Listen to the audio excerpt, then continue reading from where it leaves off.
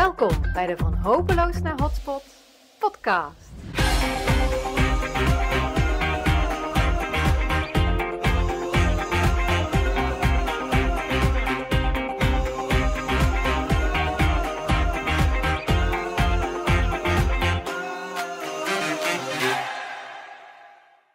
Hoi, welkom bij de 11e aflevering van de Van Hopeloos naar Hotspot podcast. Ik ben je host, Sandra Boerman.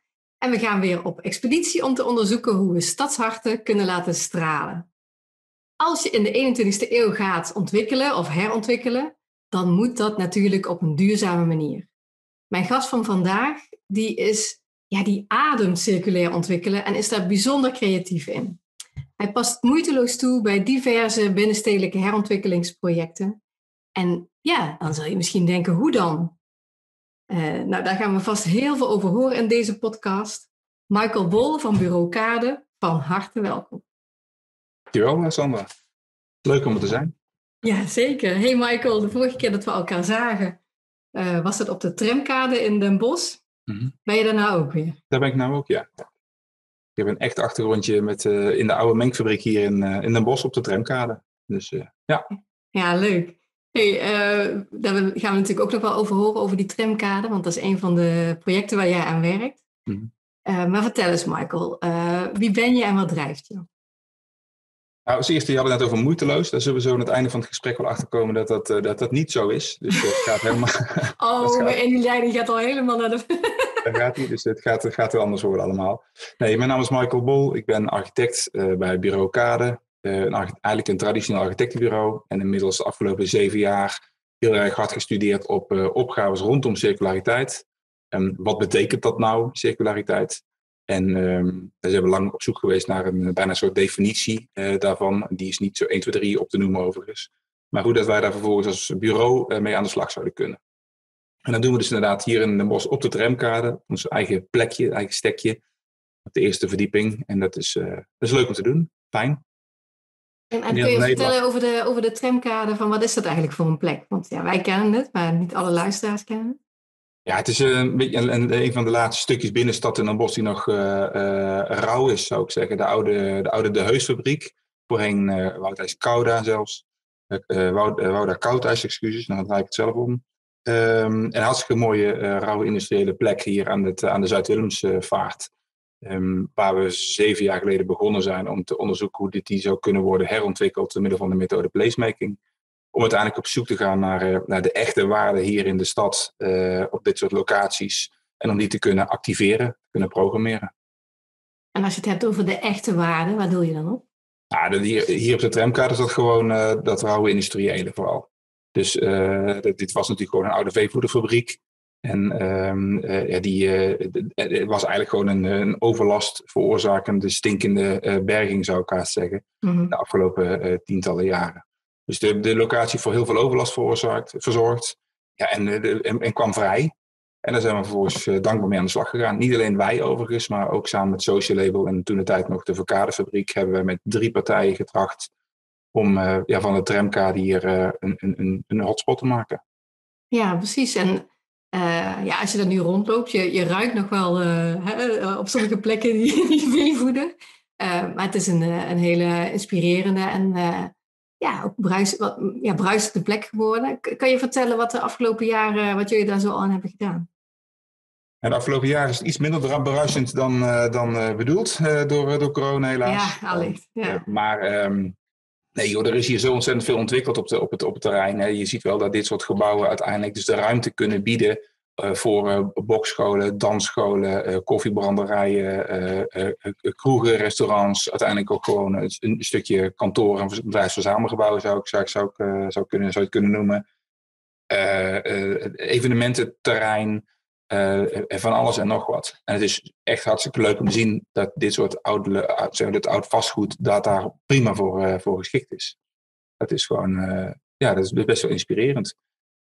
Alles geeft aanleiding om energie op te doen en mee aan de slag te gaan. Elk hoekje is weer verrassend en dat is fijn. Ja, zeker. En nou gaat deze podcast natuurlijk over circulariteit. En daar heb je volgens mij ook wel het een en ander op de tramkade ook in gedaan. Kan je daar iets over vertellen? Ja, dat is natuurlijk het onderliggende thema. Circulariteit was voor ons, we hebben beloofd aan de gemeenteraad de tramkade, de mengfabriek met name, dus dat Rijksmonument wat jullie hier zien staan als je komt kijken, te ontwikkelen tot een circulaire hotspot. Een netwerk van lokale ondernemers die met elkaar hier aan de slag gaan. En destijds waren wij nog niet zo ver dat we een duidelijke definitie konden geven. Dus we hebben eigenlijk op 2 manieren circulariteit heel erg uitgelegd. Eentje op het niveau van de productontwikkeling. Gewoon hergebruik van materialen. Maar ook het opnieuw in kunnen zetten van het afval van een ander als een grondstof voor nieuwe productieprocessen. Dat is redelijk daarin de circulariteit bekend voor de meeste mensen. Maar eigenlijk interessanter voor ons, en dat geeft dan ook meteen aan waarom ik als architect daar zo mee bezig ben, is dat ik het veel meer zie als een ketenintegratie tussen verschillende partners. Dus wij proberen altijd de stelling waar te maken dat natuurlijk moet je door met je productontwikkeling, maar de echte impact maak je met circulariteit door de keten opnieuw te beschouwen. En dan zul je meteen zien, ik denk dat ook een mooi bruggetje is naar je stadsharten straks, dat bestaande netwerken eigenlijk niet meer goed functioneren. Dus aanbestedingsprocedures met aannemers, architecten, opdrachtgevers werken niet meer. Slopen doen we anders, bouwen doen we anders. Gewoon überhaupt nadenken over vastgoed in de toekomst gaat de komende jaren heel anders gebeuren. Nou, en dan zie je dat hier op de tramkade eigenlijk een unieke plek, een unieke kans ontstaan. Hier staat gewoon 10 jaar lang vastgoed leeg. En dat hebben wij tot onze beschikking gekregen om dat in 10 jaar te transformeren tot een nieuw netwerk van waarde of iets dergelijks. Mm-hmm. Nou, dat concept ontwikkelen en daar iets meetbaars mee kunnen doen, dat noem ik dan even circulariteit. Het echt transparant opnieuw koppelen van ketens, zeg maar, in de bouw. Ja, precies. Dus het gaat helemaal niet om een technisch iets. Het gaat om de hele keten. Het gaat om iets heeft zijn betekenis verloren. En je gaat het eigenlijk opnieuw definiëren en kijken welke partijen daar dan iets in kunnen doen. Mag ik het zo zeggen? Ja, dat is op zich kun je het zo wel stellen. Kijk, in de traditionele bouw bestaat heel erg uit het organiseren van wantrouwen. Hè? Dus wij maken bestekken en teksten en contracten en we willen van tevoren duidelijk afspraken maken over rendementen en over return of investment en andere kapitaaltermen. En dat doe je allemaal omdat je risico's wil beperken. Nou, en je ziet dat die oude systemen wat ons betreft in ieder geval niet meer goed aansluiten op elkaar. Hè? We maken regelmatig nu bouwprojecten en zijn we aan het detailleren met materialen of constructieprincipes, waarbij je bijvoorbeeld door hergebruik van bestaande materialen te incorporeren niet goed meer weet wat je nou uiteindelijk echt gaat krijgen. Dus kortom, je vraagt een hele flexibele houding aan de voorkant van je als architect, maar ook als aannemer en als opdrachtgever om in zo'n proces te gaan starten. Ik bedoel, wat is er dan beschikbaar? En wat werkt er dan wel op zo'n locatie? Wat werkt er nou niet? Dus je bent ontzettend flexibel in deze je zult gewoon flexibel moeten werken en moeten ontwerpen om er uiteindelijk soep van te koken. Ja, precies. In plaats van een lineair proces van visie naar project, zal ik maar even zeggen, en bestekken, ben je veel meer iteratief bezig, hoor ik jou zeggen. Ja, dat is bijna voorwaarde. Nou, dat is niet altijd lukt dat, niet altijd gaat dat.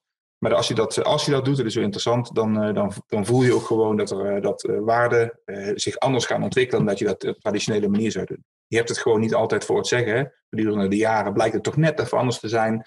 Ja. Of blijkt iemand op een ander haakje aan te sluiten, waardoor het project een groter succes wordt dan dat je in eerste instantie had gedacht. Dus het levert, dat is wel interessant, dus deze methode lijkt tijd te kosten, maar dat is niet zo. Dus het gaat er niet en het gaat super efficiënt en het resultaat is bijna altijd beter. Dat is, En wat maakt het dan super efficiënt? Omdat je met heel veel verschillende ogen kijkt naar zo'n opgave. Dus waar ik normaal een opdracht krijg van mijn opdrachtgever en ik als architect daarmee aan de slag ga, dan maak ik tekeningen, die tekeningen presenteer ik aan welstand, et cetera. En zo gaat dat keurig lineair door. Kijk je nu vanaf het begin af aan met een aannemer, maar ook met materiaalleveranciers en producenten. Maar misschien wel in een heel erg intensief participatietraject met de inwoners van de stad, met ondernemers uit je buurt, naar wat er uiteindelijk echt nodig is om ontwikkeld te worden op die locatie. En dus is misschien het resultaat misschien intensiever in een kortere periode, maar wel zeker zo efficiënt, omdat het antwoord wat je uiteindelijk geeft wel veel makkelijker het echte antwoord is waar je naar op zoek was. Ja, precies, sta ik beter aan op de vraag. Ja. Dus je sluit veel makkelijker aan bij die vraag. En het is dan ook nog wel komisch te zien dat heel veel opdrachtgevers het nog lastig vinden om de juiste vraag te stellen. Dus die moeten ook nog aan de voorkant meegenomen worden in een proces waarbij ze uiteindelijk voor zichzelf achterkomen. Wat bedoelde nou eigenlijk met die vraag? Mm-hmm. En dat geeft denk ik heel erg aan dat je met dit soort processen in the end een beter antwoord geeft. Dus dat hoop ik dan wel. Ja, ik vind het ook wel grappig, want in mijn intro zei ik moeiteloos. En jij haakte er meteen op aan van nou, dat is het niet. Want wat jij omschrijft is natuurlijk een heel intensief en ook creatief proces waarin allerlei partijen elkaar moeten vinden en ook op een nieuwe manier moeten samenwerken. Ja, en daar ligt dan ook meteen de crux. Dan zeg ik, het kost ontzettend veel moeite. Ja. En dan zeg ik heel indringend. Want eigenlijk moet je dus op voorhand met een aantal partners kunnen samenwerken die over hun eigen schaduw heen kunnen stappen en snappen ook wat jouw belang is. Niet alleen maar je eigen belang, maar ook het belang van een ander is om mee te kunnen gaan in dat participatietraject, in dat traject. Daar zie je heel veel traditionele bouwpartners nog gewoon de kaart op de borst houden. En dan lukt dat dus moeilijk. Of je komt uiteindelijk in het team voor verrassingen te staan. Omdat een partner iets minder stakeholder was dan je had gedacht. Zo niet te noemen, iets minder betrouwbaar dan je had gedacht. Maar laat ik het vooral positief houden. Dus dat zijn hele moeilijke processen. Ja, dan ben je een eind op weg en dan kom je er opeens achter van... goh. Dit was hem niet. Ja. Dat is wel heftig, ja. Ik kan me voorstellen, ja. Wat zou er dan achter zitten, denk jij? Dat sommige partijen hier moeilijker in mee kunnen?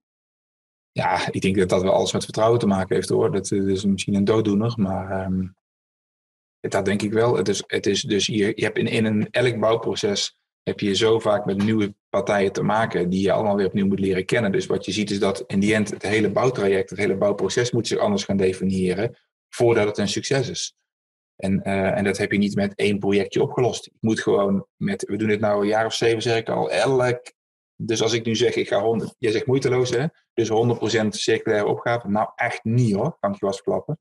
Laat het eens 20% zijn, dan zijn we al een heel eind. Elke keer hebben we streven om het een klein beetje beter te gaan doen. En dat betekent dat je je bouwpartners moet leren kennen, dat je andere samenwerkingsverbanden, samenwerkingsvormen gaat krijgen om dit resultaat te behalen. Maar het gaat nu de afgelopen half jaar wel hard. Je ziet wel dat ook corona wel geholpen heeft. Of dat er zeg maar toch wel een soort besef is gekomen van het moet nu echt anders. En ik heb ook de indruk dat heel veel traditionele bouwpartners nou echt volle bak vooruit willen, zeg. Dus ik denk dat het nu dat lijkt wel een soort turning point geweest te zijn. Wel gaaf. En wat dan in corona? Wat maakt het dan dat mensen bewegelijker worden? Zien. Weer misschien een beetje een soort goed nadenken. Wat er uiteindelijk om je heen allemaal gebeurt. Dus laat hem niet filosofisch doen. Maar dat je uiteindelijk gewoon nu thuis zit. En dat heel veel mensen het met een Zoom-meeting op afstand moeten doen. Zonder elkaar echt in de ogen te kijken. Dat doet veel met mensen, denk ik. En dat zet aan tot denken. Maar ook de dingen die je om je heen ziet. En als het dan maak je snel het bruggetje tot duurzaamheid. Klopt dit nou wel wat we afgelopen 100 jaar met elkaar gedaan hebben? Vooruit de afgelopen 70 jaar met elkaar gedaan hebben? Mm-hmm. En werkt dat nou wel op deze manier? Nou, dan is er nu ook een kans, omdat we natuurlijk op een andere manier samenwerken. En je kijkt dat wonen is blijkbaar wonen ook niet meer. Wonen is wonen met een beetje werken erbij. En je kantoor is eigenlijk ook niet meer werken. De kantoor is eigenlijk een beetje minder werken geworden. En hoe gaat zich dat tot elkaar verhouden? Als je ziet dat er in jouw huis ook andere behoeftes gaan ontstaan. Maar daar gaan ontwikkelaars weer op in. Dit zijn gewoon weer kansen voor straks. Dus zo zet dat aan tot denken en ook tot gewoon hele nieuwe ontwikkelingen. Er zijn ontzettend veel prijsvragen die je nu ziet. Recentelijk nog Bosrijk in Eindhoven, en niet door ons gewonnen overigens, maar door, onder andere door Faam-architecten. Ja, echt een waanzinnige vormgeving. Ontzettend gaaf gedaan in Eindhoven. Laat gewoon zien dat wonen echt op een andere manier ook gaat kunnen en gaat lukken. Wat is er dan anders aan? Wat bedoel je met een andere manier? Ja, anders wil ik gewoon veel meer flexibeler, adaptief, nieuwe materialen. Maar ook hoe je als persoon verhoudt tot je buurman of tot de openbare ruimte. Alles wordt, niet zozeer bij die opgave, maar zie ik om me heen wel ter discussie gesteld worden. Ik bedoel, de binnenstad is de binnenstad omdat die hier in de bos al honderden jaren zo is. En nu wordt het toch allemaal net even anders. Mm-hmm. Er zijn dus heel veel externe krachten die ervoor gaan zorgen dat uiteindelijk je gebouwde omgeving gaat veranderen. En dat is op zich alleen maar goed. En dat is ook een mooie taak voor ons als vormgevers overigens. Dus heel fijn. Dat gaat dus gewoon zijn effect hebben. Ja. Wat ik altijd zo bijzonder vind aan de tramkade is naast jullie hele aanpak en meer als je het hebt van lineair naar meer een iteratief proces, dan zou je kunnen zeggen van lineair naar circulair ontwikkelen en dan ook op het bouwproces. Maar wat ik ook altijd heel bijzonder vind, is hoe jij kijkt naar die silo's die daar staan op het terrein. Kun je daar eens over vertellen? Daar kan ik heel veel over vertellen. Doe eens. Doe eens, ja. Nee, kijk, dat is een type zo'n voorbeeld. Ook ik heb dat niet alleen bedacht, even voor de goede orde. Dus weliswaar heeft Bureau Kade ervoor gezorgd dat wij anders naar die opgave rondom energie in dit geval zijn gaan aankijken hier op de tramkade. Maar ik heb daar een aantal experts bij nodig gehad die dat uiteindelijk echt gedaan hebben. Dus bij mij hield het op bij het bedenken van het idee en het verbeelden daarvan. En heel veel anderen hebben daar technisch vanuit hun perspectief invloed op gehad. En daarmee dus ook aan sturing onderhevig.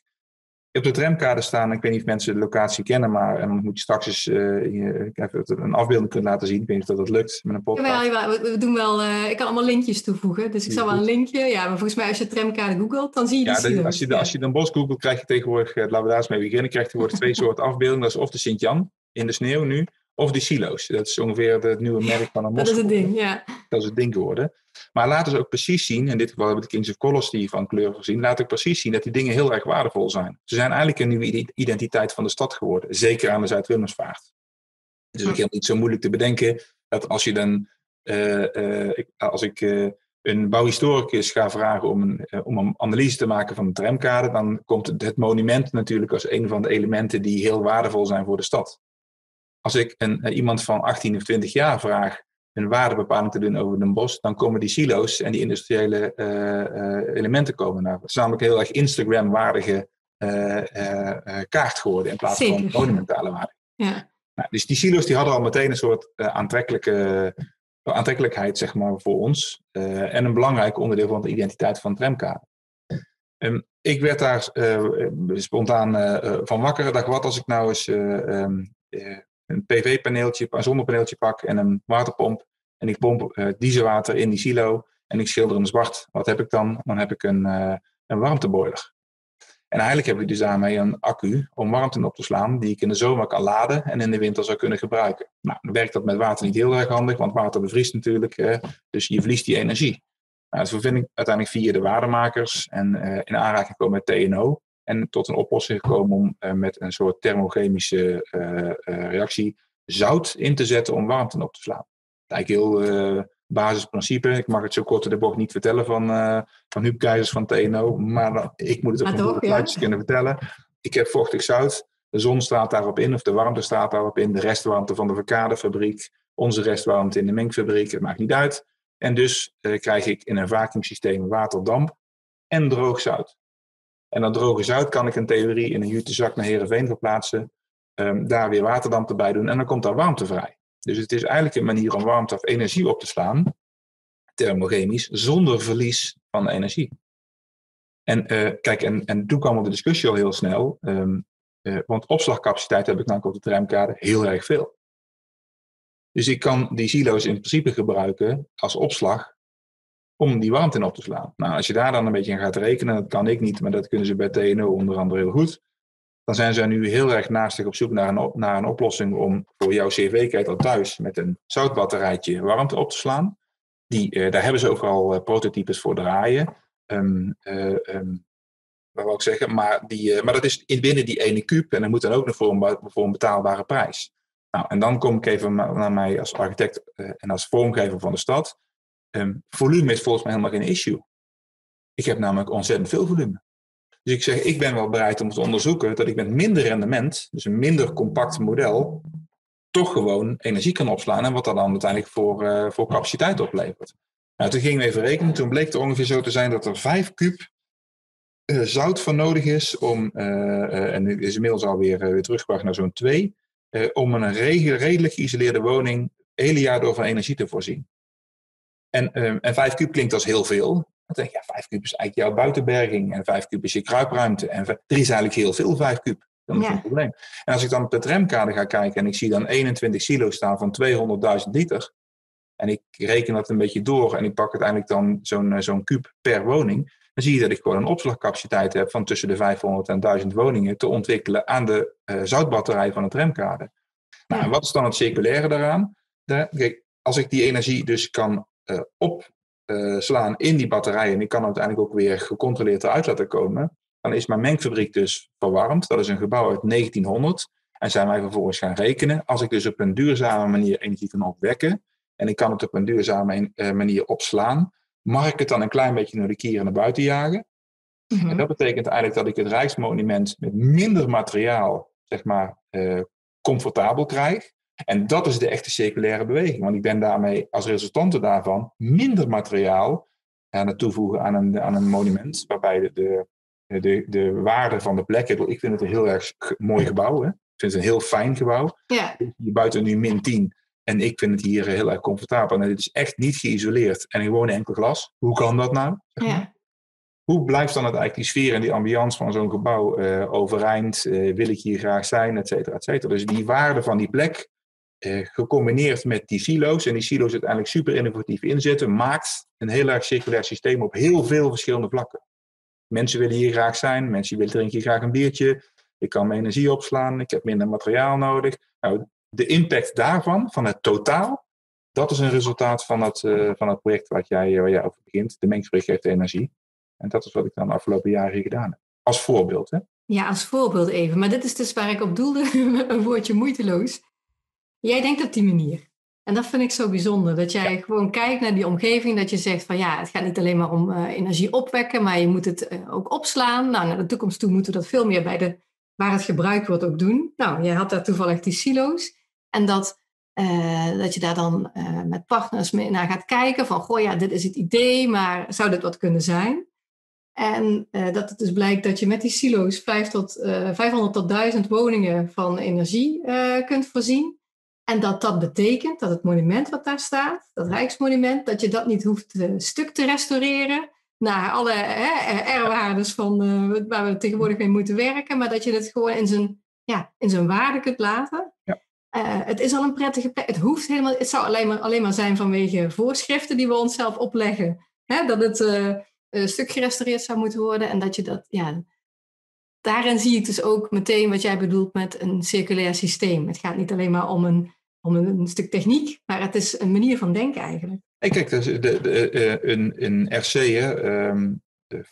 van 7 of 8 die ik moet hebben om een bouwvergunning te krijgen, dus een isolatieweerstand van een constructie, komt alleen maar voor omdat iemand mij dwingt energie 0 te gaan laten doorrekenen. En dat is een theoretisch model. Eigenlijk klopt deze berekeningsmethode al niet meer. Dus hij klopt wel op onderdelen, maar het zou zo fijn zijn als we dingen met elkaar in verband kunnen brengen. En daar zit volgens mij dan de echte oplossing. Dus het kan niet waar wezen dat ik allemaal giftige materialen in gebouwen moet proppen om een RC van 8 te halen. Dat kan me niet voorstellen. Ja, is het zo? Moet je giftige materialen in gebouwen stoppen om een RC? Als ik wil geen peren en purren en zo promoten, maar volgens mij is het allemaal gewoon op oliebasis. Het is gewoon rotzooi. Ja. Enzovoort. Maar ik begrijp het idee wel, zeg maar. Maar volgens mij zit er dus, willen we echt impact maken, dan gaat het over meer dan alleen maar doorrekenen op de isolatienorm. Ja. En ik ben ook, nogmaals, daar hebben heel veel mensen nodig die daar ons aan rekenen. Maar dat vind ik wel een interessant middel om... kijk, wat is bijvoorbeeld het effect van de ontwikkeling van de tramkade gewoon maatschappelijk gezien op Den Bosch? Wat betekent dat voor verjonging van Den Bosch? Worden er andere doelgroepen langer blijven die verbonden aan Den Bosch? Of vertrekken die?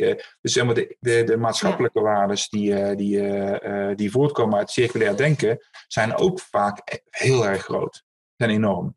En die worden nu allemaal, die vinden, daar heb je gewoon geen plek voor in een berekening. Dus dat gaat gewoon niet. Ja, precies. Ja, het is goed dat je dat aanstipt. Ik zeg ook altijd van, als je gebiedsontwikkeling alleen maar ziet als bouwen en geld verdienen, dan ben je gewoon niet goed bezig. Het is veel meer een maatschappelijke waarde, belang waar je mee bezig bent om te realiseren. Wat je zegt, jeugd en jongeren meer bij je stad betrekken en ze misschien wel interesseren om langer te blijven. Of wie weet, inspireer je ze tot een carrière in de circulariteit. Ik noem maar wat. De waarden die je ontwikkelt zijn zoveel ruimer dan dat. Ja, je mag het best wel plat slaan tot cent, hoor. Ik heb zelf ook geen beter middel. Dan hebben we wel zo het getracht op dat we kennisontwikkeling konden doorrekenen door het verkopen van een aantal kopjes koffie. Weet ik wat allemaal, dat je daarmee verbindingen laat zien. Maar Euro's zijn euro's. Die leven nog steeds prima dat je plat slaat in euro's. Dat is oké. Maar ik vind wel dat je dan moet kijken, als je dan naar gebiedsontwikkeling gaat, dan gaat het niet over gebiedsontwikkeling binnen nu en 3 jaar en het opleveren van je gebouw of je gebied. Maar dan vervolgens zou je eens moeten monitoren wat er dan gebeurt met de rest van de stad. En als je dan nu die data nog niet hebt, ga er eens aan meten. Nou, een interessant stukje data science. En gewoon ga eens kijken welke variabelen er in de toekomst dan, waar je dan eigenlijk echt aan moet, waar we echt mee moet spelen, om echte waarde te kunnen ontwikkelen. En nogmaals, prima dat je het in euro's doet. Maar zie het wel in een veel bredere context dan alleen maar de waarde van de bakstenen die je opstapelt met elkaar. Want dat is natuurlijk gewoon niet waar. Ja, precies. Ja. Nou ja, daar ondersteun ik helemaal en onderschrijf ik. Jij zei net iets interessants, namelijk van er is plek genoeg om energie op te slaan. En dan wil ik jou eigenlijk eens uitnodigen om op die manier te kijken naar binnensteden. Oh. Waar is die plek dan? Nou, Winnie Maas heeft ooit een keer een term bedacht. Heren weer toekomt in ieder geval. Waarom heb ik hem toen niet zelf bedacht, denk ik dan. Maar porosity. Dat betekent namelijk de poreusheid van de stad. Dus ik vind het een supermooie metafoor. Namelijk dat je de stad als een soort spons zou kunnen zien. En het is ongelooflijk hoeveel, als je in een spons knijpt en je houdt hem in het water, dan zuigt hij zichzelf helemaal vol. Het is echt ongelooflijk hoeveel energie de stad kan oppakken. Op heel veel verschillende manieren. Goed en kwaad. Ook daar hebben we voorbeelden van gezien in het bos natuurlijk, rondom die rellen. Maar het is ongelooflijk hoe snel die stad zich bij spreken aan kan passen. En waar mensen weer energie uit krijgen. En als je dan over fysieke ruimte hebt, nou, er is natuurlijk heel veel religieus erfgoed wat anders ingezet moet worden. Er is heel veel industrieel erfgoed wat nu anders ingezet kan worden. Maar kijk eens naar binnenplekken, steegjes, straatjes, onderstraten, kruipruimtes. Er is zo ontzettend veel volume, zeg maar, waarbij je ziet dat... Kijk, op het moment dat je de stad bevriest, dan heb je niks meer. Maar op het moment dat als je die stad als een soort levend organisme blijft zien, en je blijft pompen en je blijft, zeg maar, dan is er ontwikkeling genoeg. Ik bedoel, mensen veranderen, dus ook de openbare gebouwen veranderen, dus de openbare ruimte verandert. En dat gaat maar door en dat gaat maar door. Dat is echt een levend organisme wat mij betreft. Superveel ruimte. Ja, precies. Nee, ruimte voor ontwikkeling en zo. Maar ik startte mijn vraag in zo van, waar zou je overal zout in kunnen stoppen, bij wijze van? Ja, die snap ik, had ik begrepen. Maar maar ik zag even kerken vol zout voor me. Ik denk, dat bedoel jij niet. Jij bedoelt iets anders. Nee, maar ben je ooit in de kerk geweest? Zeker. Zeker, ja. Dat Sint-Jan, nou bijvoorbeeld. Hè. Ik heb wel eens voor de bouwloods daarnaast een energie-nul principe ontwikkeld. Omdat namelijk de kerk namelijk altijd koud is, wat ik heel goed snap. Maar wel altijd ongeveer constant van temperatuur. Zomer en winter. Dus eigenlijk heb je aan het volume van de kerk zelf al een batterij. Oké, neem ons eens mee. Nou, in de winter is die warm. Nou, die is niet warm, maar is die steeds te koud om te zitten, maar relatief. En in de zomer is die heel erg koel. Het geeft precies aan dat dit is eigenlijk al een warmtewisselaar. Je zou dus in de zomer zou je met die koelte wat kunnen doen, met naastliggende gebouwen, waardoor de kerk opwarmt en andersom. Soms is het allemaal niet zo heel erg complex en moet je er gewoon serieus aan gaan rekenen. Maar dat geldt ook voor al het water in de binnenstad. Waarom is de binnendiensten zelf niet wordt er niet geen energie uitgehaald? Wordt overigens allemaal lang gedacht, dit heb ik allemaal niet verzonnen. Maar daar zijn wel modellen op waaraan gerekend wordt. Dat zijn overigens, daar wordt nu de waardemakers zijn dan bijvoorbeeld hier in de mengfabriek heel erg aan het rekenen. En dan zie je ook dat in zo'n gebouw dat uiteindelijk gelijkvormige ondernemers vraagt die met elkaar dit soort kennis gaan uitwisselen. Dus daar zie je de energie al lopen over de verdieping in wijze van. Ja. Ontzettend veel van dit soort kansen kan er nou benut worden om bijvoorbeeld energie in op te slaan. Maar ik vind het niet alleen maar energie in joules, maar ook gewoon energie tussen mensen, hoor. Ja, dat begrijp ik wat je zegt, ja. En ook dat als je met een circulaire blik kijkt naar een binnenstad, dat je dan niet zit te kijken van waar kan ik mijn zout instoppen, bij wijze van spreken, maar dat je veel meer kijkt naar het energetisch systeem, bijvoorbeeld van een kerk, wat je zegt, hè, dat is een constante temperatuur, dus je batterij, en hoe je daarop in zou kunnen zetten. Zo kan je eigenlijk naar alle gebouwde of fysieke elementen in zo'n stad kijken, van hoe zou het ook op die manier aan je energievoorziening kunnen bijdragen. Ja, precies. Ja. Nou, dat is wel een mooie metafoor. Blijkbaar zijn er heel veel batterijen in de stad. Dus, en in fysieke zin, maar ook gewoon tussen mensen of bij mensen.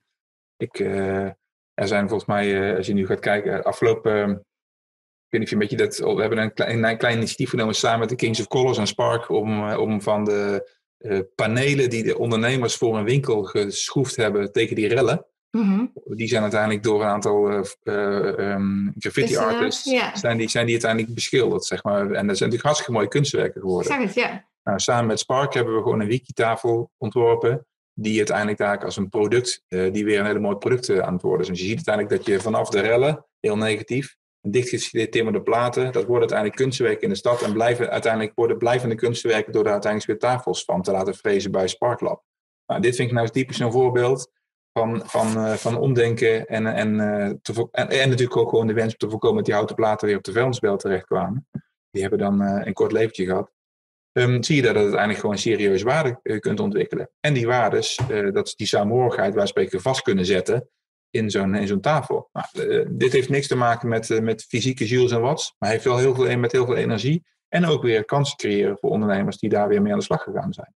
Ja. Dus ja, klein voorbeeldje maar. Dit hebben we de afgelopen weekend nog even tussen neus en lippen doorgedaan. Ja. Ah, geweldig. Oh ja, ik wil als een tafel. Geweldig. Ja, dat dacht ik, ja. Dat is echt serieus heel mooi. Ja, nee, maar dat kan me helemaal voorstellen. Ik vind het sowieso gewoon zo mooi zoals je het zegt. Het gaat niet alleen maar om de energie om gebouwen te verwarmen, bij wijze van spreken. Maar het is veel meer. Het is inderdaad de energie tussen mensen. En hoe je daarmee omgaat. Er gaat ook vaak heel veel energie verloren. Als mensen bijvoorbeeld via placemaking een plek hebben opgewarmd, weer van betekenis voorzien. En als dan wordt gezegd van... Ja, houdoe, nu gaan we het echt ontwikkelen. Hè? En dan... dat risico dat is hier natuurlijk heel erg aanwezig op de MKAD. En waar we echt met elkaar in ieder geval wel proberen aan te sturen. Dus de gemeente heeft gewoon een parallel traject. Wat gewoon heel erg lastig is voor iedereen die hier al 5 jaar op de tramkade aanwezig is. Nogmaals, niet alleen wij als bureau Kade, maar ook gewoon bij Social Label... Van Aken en allerlei andere ondernemers die hier op de locatie gewoon keihard de afgelopen 5 jaar gewerkt hebben. Die niemand verwacht dat hij een 1-op-1 positie krijgt na 10 jaar hier op de plek op dezelfde manier. Dat is helemaal niet aan de hand. Maar het zou toch echt zonde zijn om de waardes die we met elkaar hier gecreëerd hebben, dat die verloren gaan tot een soort traditionele projectontwikkeling. Nou, dan zie je dat zo'n visiekaart hier ontwikkeld door de gemeente uiteindelijk daar ook gebruik van maakt. Dus eigenlijk worden die waardes waar we aan gewerkt hebben, die worden echt wel gewaardeerd. Nou, thank God. Ja, super. Zeker. Maar wat er dan dadelijk ook concreet mee gedaan gaat worden, en dat er niet, wij spreken, ergens op stadskantoor tekeningen gemaakt worden achter ons om, zeg maar met z'n allen, ja, dat vind ik wel een dingetje. Dat risico zie ik wel, dat ik hier wil zeggen. Ja, dat lijkt me heel spannend. Ja. Als je daar spannend. Ze hebben ervoor getekend om na 10 jaar te gaan, hoor. Dus het is wat het is. Maar het zou zo'n zonde zijn voor de stad dat de conclusies die je dan met elkaar trekt, of de waarden die je hebt ontwikkeld, dat je die dan bij spreken weer weggumt. Dat kan niet waar wezen. Ja, dan heb je, de energie die je hebt opgebouwd, dat die zeg maar op een gegeven moment weglekt. Dan heb je wij moeten naar onszelf kijken, want dan hebben we blijkbaar ons huiswerk niet gedaan, heeft de methode placemaking niet gewerkt. Dan hebben wij dus niet gezorgd voor waardeontwikkeling. Maar dan kan ik me gezien de huidige reacties op de tramkade niet voorstellen dat zo zou zijn. Ja, dus weet je, als dat dan waarde heeft, en het wordt ook nu opgenomen in dit soort visiedocumenten, je ziet de juiste referentiebeelden, het zijn dan gewoon de projecten die we met elkaar hebben ontwikkeld, worden nu gebruikt als referentiebeelden in de visiedocumenten voor de toekomst. Ja, daarmee erken je ook wel dat er veel van waarde is, wat de moeite waard is om te blijven, om te behouden, zeg maar, na 2025. En als jij het nou voor het zeggen zou hebben, hoe zou je het idealiter voortzetten na die 10 jaar? Nou, gelukkig heb ik dat niet, want er is niemand bij gebaat dat ik iets te zeggen zou hebben. Nee, maar gewoon neem ons eens mee in die droom. Dat kan heel inspirerend zijn. Ja, er staat best wel veel beschreven in die Bos-Stadsdelta. Dus in die zin is dat wel hoopvol. Dit is de laatste nieuwe stukje stad wat je kunt maken. Waarbij we in ieder geval... ik vind Den Bosch best wel een ingeslapen stad. Nou, dan ben ik wat kritisch. En ik ben zelf ook al te oud daarvoor. Maar er is natuurlijk voor jeugd vrij weinig echt spectaculairs te vinden. Dus het feit dat de stad niet nadenkt over de generatie na ons, na de gezellige Korte Putstraat, zeg maar, vind ik echt een kwalijke zaak. Of dat nou gaat op ontwikkelingen rondom het Paleiskwartier, GZG, Willemspoort, vrijwel allemaal redelijk eendimensionale, traditionele architectuur, een gezellig Bourgondisch bos ontwikkelt zich daar. Ja, het is natuurlijk gewoon een gemiste kans als je kijkt om je heen hoe dat Eindhoven knalt en klapt en Tilburg. En je moet gewoon, ik denk dat de stad wel een plek moet zijn om het eigenlijk ook nieuwe generaties energie te laten brengen. En zodat zij zich ook weer geïnspireerd voelen om met die stad aan de slag te gaan. Die spons, knijp er maar weer een keer uit dat die leeg is en dan vult hij zich weer met nieuwe energie. Mm-hmm. Nou, en dit is iets wat ik echt al 20 jaar actief in de stad zie. We zijn heel erg goed in de bevriezen van deze stad. En daar maak ik me wel zorgen om. Ja, ja, precies. Je wil juist niet die bevriezing, je wil dat het die spons is. Ja, en dat wordt dan meteen door heel veel wordt dat kapot geslagen door dan de kwaliteit die een bos heeft, zeg maar, als historische binnenstad. Ja, die moeten we dan. Ik snap dat we die moeten handhaven. Dat is natuurlijk gewoon een te gekke kwaliteit. Zeker, die ziet iedereen als waarde, zeg maar even. Maar er is nog zoveel meer. Nou, tramkaart is zo'n kans. Maar heel veel tarrenruimte in de stad, dus de restruimte in de stad, is ook zo'n kans. Er zijn ontzettend veel plekken waar je, zeg maar, die stad mee in beweging kunt houden. En door hem dan in te vullen op een hele brave, lieve manier, ja, dan zet je hem vast. Ja, precies. Dus niet het voorspelbare, maar juist de andere ruimte dan het monumentale biedt zoveel laadvermogen voor vernieuwing. Weet je, ik maak even een bruggetje tot wat ik eerder zei. Het gaat niet om die monumentale waarde. Het gaat dan, wij spreken nu voor de komende generatie over Instagram-waardige waarden. En waarom gaat beleidsmakers zich nu alleen maar sturen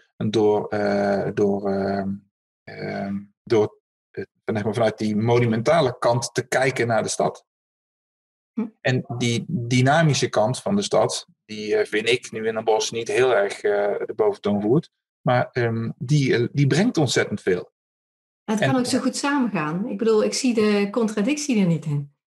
Nou, goed, jij niet, fijn. Ik zie ook dat het op andere plekken, zoals zo'n Helmond, dat het echt wel anders is. Ja, het kan dus ook echt wel anders, maar je moet het wel zien en je moet ervoor openstaan. Maar probeer hier in een bos eens een nieuw bouwplan te maken en eens kijken wat er dan vervolgens aan bezwaren om je heen vliegen. Ja. Ja. Dus dat vind ik nog wel eens ooit een moeilijk ding. Maar ik ben wel hoopvol. Ja, nou, dat mag ook. Ik bedoel, wat jullie met z'n allen in energie in die tramkade hebben gestopt, dat straalt er ook gewoon vanaf. En wat je zegt, van het staat al in de beleidsboekjes en zo, dus het wordt gezien. En dat mag jou echt wel hoop geven. Ja, dat doe ik ook zo. En weet je, en wat heb ik er dan... je kunt ook nog... Het is altijd... Kijk, het experiment is altijd geslaagd. Hè? Wat wij hier met het bureau... de transitie die ik met mijn bureau doorgemaakt... maar ook de transitie van heel veel ondernemers hier op de locatie... het heeft gewoon effect gehad. We hebben nieuwe vrienden gemaakt... nieuwe ondernemers die zijn met elkaar samen gaan werken... nieuwe concepten zijn bedacht... Ja. Of dat het nou gaat over... rubberbotenparties, Costa del Silo's, koppelingen naar EKP, aquaponics, nieuwe boon die hier zit met de eiwit, met voedselinnovaties. Ja. Maakt van groot tot klein ondernemers. Er is hier zo ontzettend veel gebeurd waar je volgens mij als stad kei trots op kunt zijn. En in een bos bouwen we dadelijk vanuit ons kantoor de sociale werkplaats of Vener-XL. Dan heb je 15.000 vierkante meter, 100% circulair en biobased. Dat is het streven. En we gaan een heel eind komen. Dat komt echt alleen maar voort door het denken over dit soort thematieken hier in het gebouw. Met de ondernemers die om ons heen allemaal kennis en know-how proberen te delen. Ja. Dat wordt een behoorlijke tour. Ja, precies. Weet je, ik zeg dus van door wat je met elkaar doet op die plek. En je bent met die plek bezig, maar het heeft een veel groter effect. Wat is dat voor een project? 15.000 sociale vierkante meter sociale de Vener-XL is natuurlijk zeg maar onze oude sociale dienst. Zeg maar, ja. Waar ook mensen met een afstand zeg maar, begeleid worden in een nieuw werkend bestaan. En hier in Bosveld, naast Bosveld, zijn we nu bezig met 15.000 vierkante meter nieuwbouw voor Vener-XL. En dat is een project dat gaat dus niet alleen maar over het maken van een gebouw. Want zo is natuurlijk ooit de uitvraag wel bedoeld. Mm-hmm. En het gaat dus niet... die 15.000 meter zal het wel zo zijn. Maar het gaat dus over hoe de constructie in elkaar gezet wordt. Hoe het gebouw aanpasbaar is in de toekomst. Welke materialen je gebruikt, zorgt ervoor dat die circulair zijn, gezonde materialen toegepast. Tot en met suggesties die we doen op de organisatie zelf en de productieprocessen die daar plaatsvinden. Dus laat ook medewerkers van Wener zich met nieuwe productieprocessen bemoeien die uiteindelijk ook weer op een andere manier van waarde of zin hebben. Dus ik zeg altijd geen pizzadozen vouwen, al is het af en toe heel fijn om een pizza te bestellen. Maar geen pizzadozen vouwen, maar kijken of dat je met biobased materialen je eigen mycelium lamp kunt ontwikkelen of iets dergelijks. Ik bedoel, daar heb je een workforce die daartoe doet. Mm-hmm. Je hebt een plek die ertoe doet. En maak dan eigenlijk daarbij een compleet nieuw concept van A tot met Z. De cirkelstadgedachte is hier een hele mooie. Geen uitval en geen afval. Ja. Dus zorg goed voor je gebouw, maar ook goed voor je mensen, bij wijze van spreken. Ja. En dit is echt lastig om dit onderkend te krijgen. En ook te zorgen dat ontwikkelaars met dergelijke complete waarden aan de slag gaan. Terwijl de win-wins natuurlijk je ook om de oren vliegen als ik gewoon jouw verhaal luister. Er hoeft geen enkele uitleg, denk ik. Ja? Het is gewoon, dus sterker nog, zij zijn daarvoor. Dus ik zou zeggen, meet daaraan, weet je wel, voor de komende jaren. Ja. Ja, en ik vind een parallel met een binnenstad ook wel te maken van, er is zoveel meer mogelijk als je op een net wat andere manier denkt.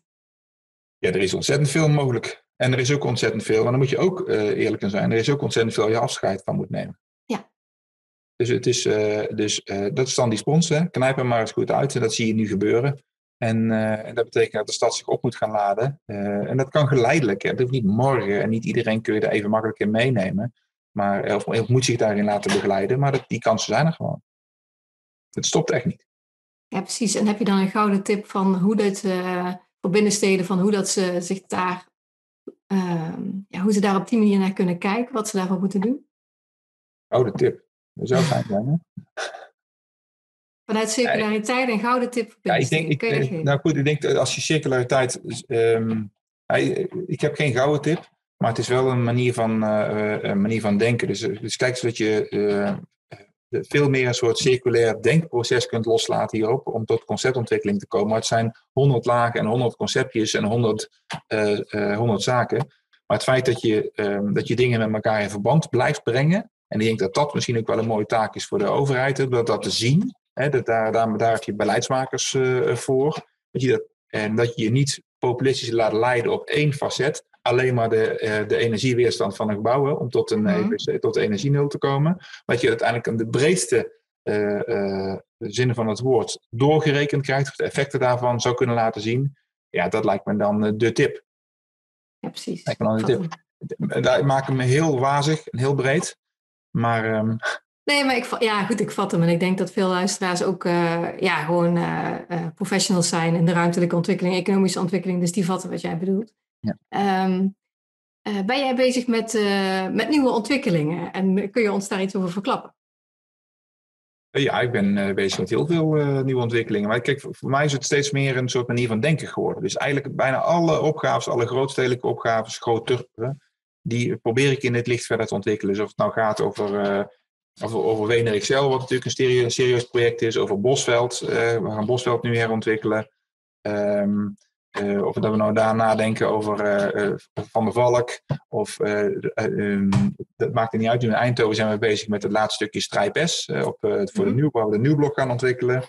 Het is een manier van kijken naar de opgave, naar de context en de opgave, die uiteindelijk ontwikkeling toch makkelijker mogelijk maakt. Snap ik. Weet je, voor ons is het gewoon heel fijn als je iets vertelt over die voorbeelden. Want dat helpt ons in die manier van denken ons eigen maken. Snap je? Kan je iets vertellen over, wat is mooi om over te vertellen? Kan je iets vertellen over dat project op Strijp S of over Bosveld? Nou, in Strijp S bijvoorbeeld gaan we nu dus een clubhuis maken.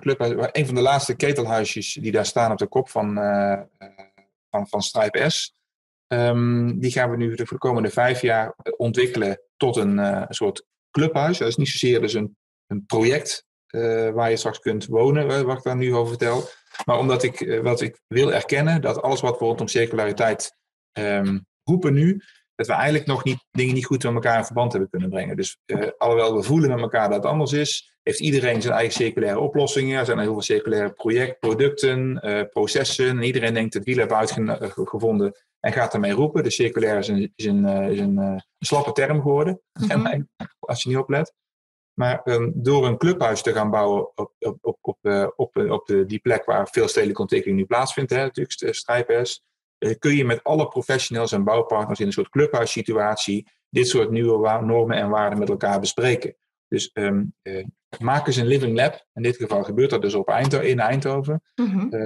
Maak eens een living lab waar je met al die bouwprofessionals in alle openheid kunt meten aan die veel meer holistische approach rondom circulariteit. Bouwgerelateerd. Want als je vervolgens dat ook nog doet over al die andere facetten waar ik straks over had, dan wordt het ook meteen ongrijpbaar. Een helft job ook, ja. Een helft job, dus we beginnen even bij maken ze kleine stapjes in dit geval. Maar dat gaan we nu op Strijp-S doen. Dus het wordt straks een plek om te ontmoeten, als dat weer mag fysiek, om circulariteit in een soort clubhuisvorm met elkaar te kunnen onderzoeken en doorontwikkelen. Dat is iets waar ik zelf ontzettend veel energie van krijg. Namelijk gewoon het onderkennen dat ik het ook nog niet allemaal weet. En dat de mensen om mij het ook volgens mij niet weten. Maar dat je wel de tools met elkaar gaat aangaan en de gesprek met elkaar eraan kunt gaan om die dingen wel met elkaar te kunnen koppelen. En ik denk dat je dan wel een heel eind kunt komen. Dus voor zo'n ene reeks zelf, heel praktisch, zie ik dus de koppeling tussen het gebouw en het gebruik voor het eerst. Nou, dus met de gemeente Den Bosch afspreken, ga daar nou eens aan meten, is de volgende stap. Dus meet nou eens of dat mensen anders opgeleid worden, minder makkelijk weer terug in een UWV-situatie vervallen, et cetera. Ga eens gewoon data ophalen aan het gebruik van het gebouw. Voor Bosveld bouwen we zeg maar uiteindelijk 7 flats worden gesloopt met vervangende nieuwbouw, waarbij we uiteindelijk circulariteit steeds belangrijker wordt in de ontwikkeling van al die 7 flats. We starten met de eerste. Dat doen we gewoon met quick wins. Wat is er dan te doen? Hoe zit dat dan in elkaar? Kunnen we meer biobased materialen gebruiken? Kan ik anders met detaillering omgaan? Kan die woning flexibeler worden, gezonder worden?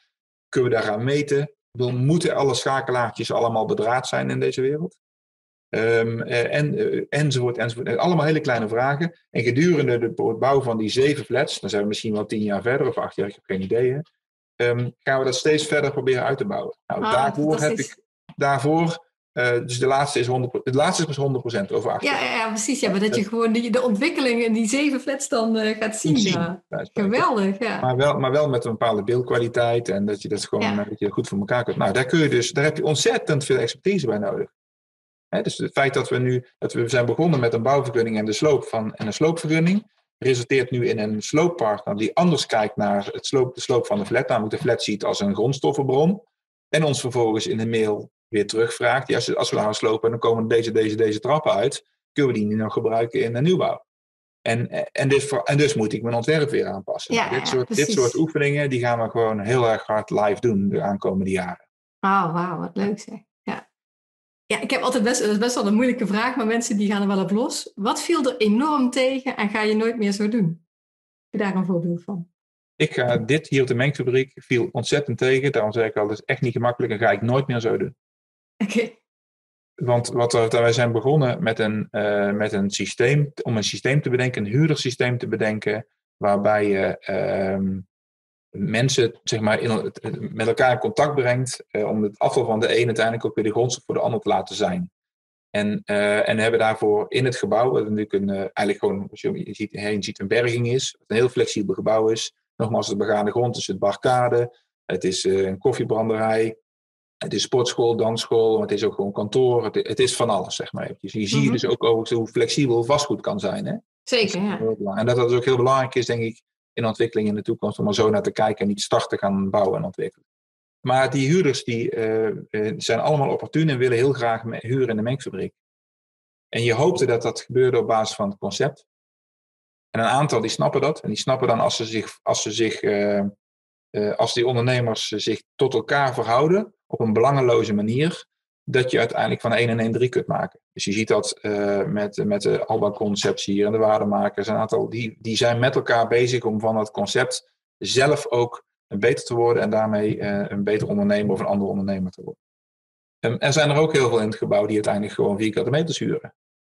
Ja. En die dus die dat systeem niet zien zitten, niet omdat ze het niet willen hoor, maar misschien begrijpen ze het gewoon niet of hebben het niet goed genoeg kunnen uitleggen. Dus het is heel lastig om om circulariteit in de allerbreedste zin, hè, dat was in de mengfabriek, hè, we hebben hier te maken met food innovatie, met sporten, met maatschappelijk werk, met ingenieurs die hier rondom dat circulaire systeem van de mengfabriek met elkaar aan de slag gaan.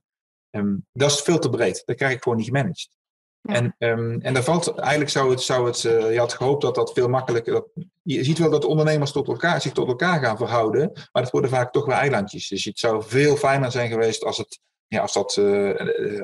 die mensen zich beter tot elkaar gingen verhouden en dat dat uiteindelijk effectiever zou zijn geweest. En je krijgt dat gewoon niet gestuurd. Dus, precies, het heeft een vrijblijvend karakter gehad vanaf het begin en je had daar meer van verwacht of zo? Ja, want ik weet niet of het vrijblijvender is, want we hebben dingen echt wel in huurovereenkomsten vastgesteld en vastgelegd. Maar ik denk dat het gewoon mensen eigen is om toch uiteindelijk gewoon eigen pad te lopen of iets dergelijks. En wat zou dan betekenen dat ik iets op ga leggen. Maar dat gaat ook niet werken. Dus het moet uiteindelijk vanuit een soort intrinsieke kracht van ondernemers zelf komen om met elkaar, wij spreken, die handschoen op te pakken. En ik denk dat je dat voor de helft hier bij de mengfabriek heel erg goed ziet werken. Echt heel goed ziet werken. En voor anderen, die blijven dan wat onder de radar, zeg maar. Ja. En dat is dus voor de helft een gemiste kans. Ja, ik snap het. Nou ja, dan kun je natuurlijk naar de toekomst toe juist lerend van dit zeggen van I'm going to do it all over again. Maar dan en wat echt heel erg lastig is geweest, is dat je in het begin een gebouwbeheerder hebt gehad die het echt niet snapt, punt. Die niet begrijpt hoe dat placemaking werkt, dus die het heel directief wil doen. En pas de laatste 3 jaar zie je de gemeente Den Bosch echt als een partner optrekken in deze. Ja. En dat is daarvoor was je kampen. Wij waren namelijk huurder, zij waren verhuurder. Ja. En wat verwacht je van een verhuurder? Wat voor goede dingen moet hij doen? Ik had gehoopt, weet ik niet. Ik had gehoopt dat het net als dat je als een goed werkgever dat doet bij zijn collega's, dat je mensen in hun kracht zou kunnen zetten om het beste eruit te halen. Dat verwacht ik van ondernemers ook. Dus ik voelde mezelf getriggerd om in een constellatie met ondernemers samen de schouder eronder te zetten van 1 en 1 3 te maken. Niet alleen maar voor het gebouw, niet alleen maar in methode, als placemakingsproces, dus dat we waarde aan het ontwikkelen zijn voor de locatie zelf, maar ook ik als architect ben veranderd. Dus ik ben anders gaan nadenken over het kijken naar de openbare ruimte, anders naar opgaves gaan kijken, anders naar opdrachtgevers gaan kijken. En dat heeft mij tot een ander soort architect te maken. Beter of slechter, daar laat ik aan een ander over. Ja. Maar, dus en dan wil je de verhurende partij die diezelfde waarde najaagt en die dingen faciliteert of juist partijen uitdaagt om daar mee te doen. Ja, dat zou ik slim vinden. Dus maak een bedrijfsverzamelde gebouw, maar niet alleen maar grafische vormgevers. Want die zitten elkaar na de hele dag stadelijk aan het leven. Die zijn concurrent van elkaar. Ja. Maar zorg dat ze complementair zijn aan elkaar. En hoe werkt dat dan? En doe dat dan ook nog eens een keertje vanuit degene van de plek. Nou, dat hebben we in de mengfabriek uiteindelijk geprobeerd met elkaar te doen. Ja, Geert Simonis die heeft mijn podcast opgenomen voor Broedplaats. Die zegt dit ook, van stop alsjeblieft niet iedereen van dezelfde pluimage bij elkaar. Ja, want er komt er 1 opdrachtgever binnen en dan zitten ze er allemaal net te hengelen. En van de 5 zijn er 4 teleurgesteld en verdrietig. Dus ga vooral kijken hoe je complementariteit met elkaar kunt bereiken. En dat je gewoon samen grotere dingen aan kunt. En toch doen we het in Den Bosch heel graag. Ja, maar niet alleen in Den Bosch, maar dat is op heel veel plekken. Want het is zo makkelijk ordenen, ook voor beleidsmakers. Van kijk, daar zitten de grafisch vormgevers. Hè? En bestemmingsplan technisch is dat natuurlijk heel handig. Maar voor ondernemers is het killing. Ik snap het helemaal. Ja, je zou denken, dan gaan ze elkaar dus helpen en ondersteunen. Nee, die wordt namelijk elkaars concurrent. En als je dat dus uit een veel meer circulair denken bekijkt, en je redeneert vanuit een eindbeeld of een eindproduct of iets dergelijks, dan heb je dus een diversiteit aan partners nodig. En die zijn dus van elkaar afhankelijk. En daar wordt de 1 en 1 3 niet van alleen maar gelijkdenkende. Ja, nee, precies. Er moet ook gewoon samen iets te behalen zijn. Ik snap wat je bedoelt. Nou, we hebben al zoveel doorgenomen. Ik vind het fijn als mensen denken van, ik wil wat meer weten van Michael en van Bureau Kade. Waar kunnen ze kennis ervan nemen? Gewoon op het internet. Ja, gewoon je website, maar mijn website, ben je bijvoorbeeld actief op LinkedIn? Of waar kunnen mensen zijn actief op bijna alle socials. Veel Instagram en LinkedIn met name. Dat vind ik altijd nog steeds zo'n een fijn netwerk. Dus nee, er zijn heel veel plekken waar je ons kunt vinden. Maar we organiseren ook gewoon heel erg veel in de openbare ruimte. Dus het is niet... de meeste mensen weten het hier wel te vinden op de tramkade. En kennen het bureau ook wel. Dus we organiseren, we doen veel in de openbare ruimte ook, dingen die opvallen. Dus houd een beetje in de gaten de socials en de kranten. En dan, het is wel grappig, waarom is dat zo? Waarom organiseren we heel veel van die gekke dingen? Dit is gewoon, we zijn namelijk een serieus architectenbureau, we maken serieuze dingen.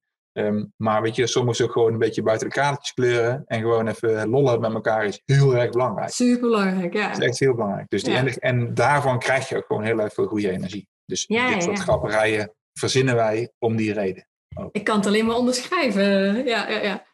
Is er een boek of een training die jou bijzonder heeft geïnspireerd en die je de luisteraar kunt aanraden? Dus de enige vraag waarvan ik dacht, wat moet ik daar nou mee? Nee, ik heb echt geen idee. Maar het enige dat ik kan zeggen, ik heb een jaar of 8 geleden een gesprek gehad met Arie Voorburg van Arcades. En het is geen boek. En het is ook, maar dat was wel een lezing overigens, dus geen training. En hij heeft mij uiteindelijk deze holistische blik gegeven. Super interessant. Dus ik weet niet of Arie nog lezingen geeft, volgens mij wel. Zoek hem eens op en luister eens en kijk naar zijn profiel. Want die snapt heel erg waar het over gaat. Ja. Namelijk de stad als een soort organisch lichaam. Ja. Echt heel mooi. Wat leuk zeg. Ik moet sowieso mijn vraag ook gaan aanpassen. Ja, ik hou zelf heel erg van boeken. Ik hou ook wel van boeken. Maar ook van podcasts, hè, zoals deze. En ook van lezingen. En, dus, ik hou heel erg van techniek. Dus ik kan je van alles vertellen over auto's en dingen. Daar lees ik graag over. Maar dat bedoel je niet, hè?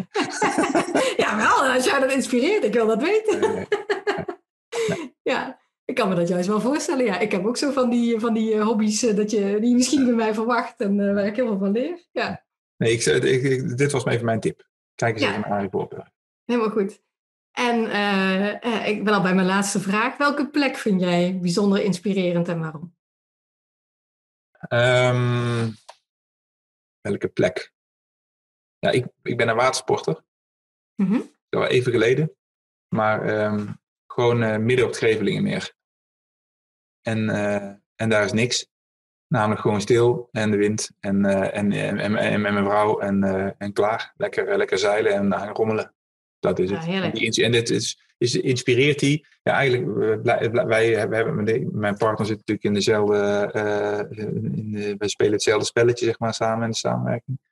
Dus we hebben het er altijd over. Maar die uit dat soort plekken doen even nadenken en andere dingen bekijken. De batterijen opladen, als ik zo vrij mag zijn. Dus als ik mezelf wil inspireren, dan ga ik naar een plek toe waar niks is. Ja, dan kom je in contact met de binnenkant, hè? En er gebeurt zoveel ook. Dat krijgt dan ook de ruimte. Ja. Mooi. Nou, Michael, ontzettend bedankt voor deze mooie podcastopname. Het is een heel vrij gesprek, want je had de vragen niet van tevoren gekregen. En het is toch hartstikke goed gegaan. Ik ben geïnspireerd door jouw manier van denken, van kijken. En ik weet zeker de luisteraar ook. Dus ja, luisteraar, jullie weten hoe het werkt. Nu we aan het eind zijn gekomen van deze aflevering, ben ik ook heel benieuwd naar jouw inzichten. Naar jouw dingen die je eruit hebt gehaald. Je kunt die voor jezelf houden, maar het is ook heel leuk als je een berichtje stuurt naar Michael of naar mij. Dat kan via Instagram of via LinkedIn, je weet vast de weg. En vind je deze podcast die ik voor je maak om je te inspireren, vind je die waardevol? Dan kun je me ook helpen door een review achter te laten. Dat gaat heel simpel. Dan ga je in je podcast-app, scroll je naar review en daar kun je een beoordeling achterlaten. Bijvoorbeeld 5 sterren natuurlijk. Zo kunnen meer mensen de Van Hopeloos naar Hotspot podcast vinden en er een voordeel mee doen. En hoe meer mensen op deze manier ook naar binnensteden gaan kijken, hoe makkelijker we ook elkaar kunnen vinden en hoe makkelijker het voor ons wordt. En hoe fijner om ons mooie werk te doen. Nou, over een week of 4 staat er weer een nieuwe aflevering voor je klaar. Dus tot de volgende keer. Stay tuned!